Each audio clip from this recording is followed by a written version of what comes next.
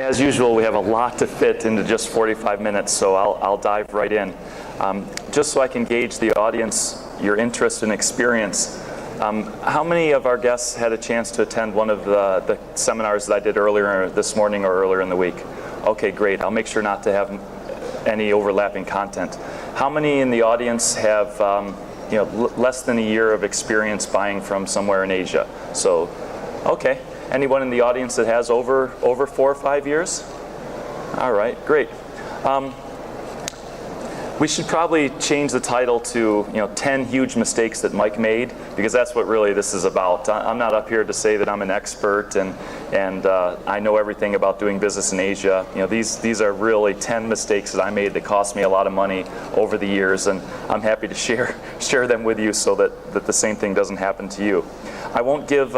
I hate it when I go to a conference and the person stands up there, says how great they are and why you should pay them for consulting fees. So I'm not going to hit you up for any marketing today.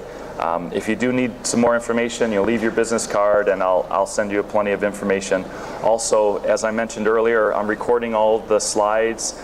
Recording the presentation. So if you want the PowerPoint slides, you want the links that are mentioned, you want the video recording, just leave your card and I'll send it all to you when I get back to China in a couple days.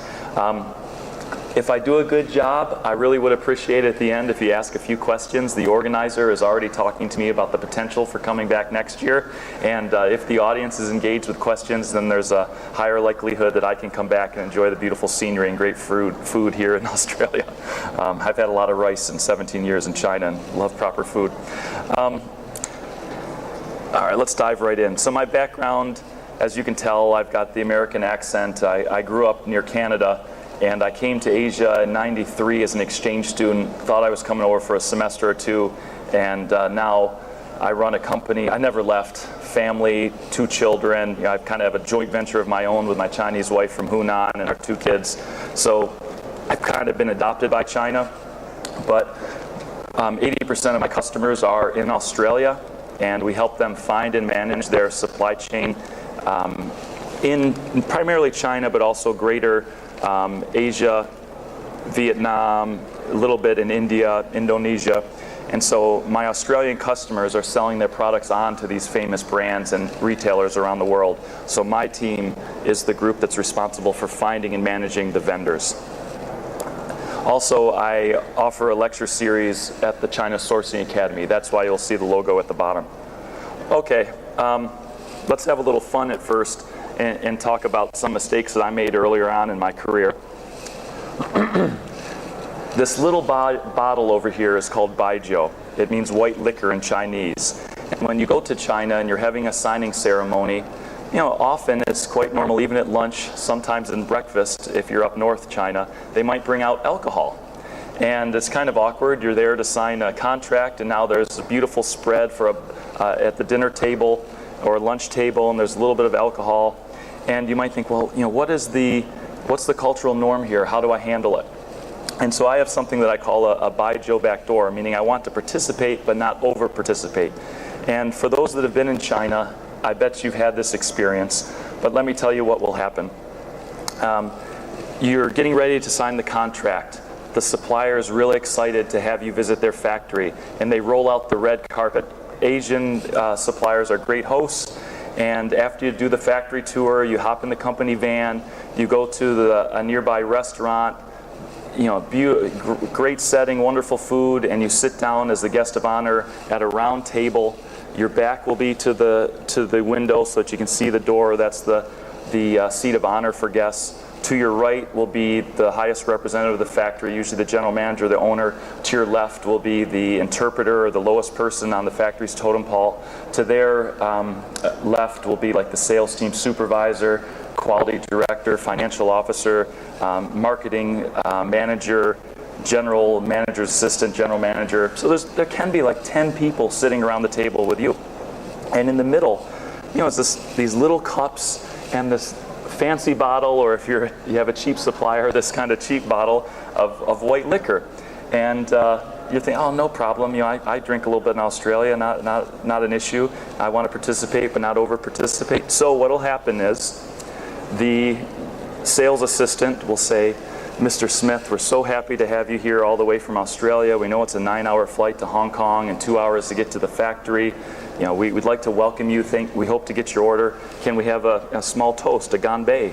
Thank you for coming. Oh, yeah, no problem. It's a small cup and just one person. GanBei, cheers. 5 minutes later, the sales assistant superior says, Mr. Smith, it's a pleasure to have you all the way from Australia. We've heard wonderful things about your country, and I'd always wanted to see a kangaroo, blah, blah, blah. Can I have a cheers with you? Okay, cheers. Small cup, no problem. GanBei. Then you count the people at the table and realize that there's 12 of them and one of you, and this little bottle starts to become more intimidating.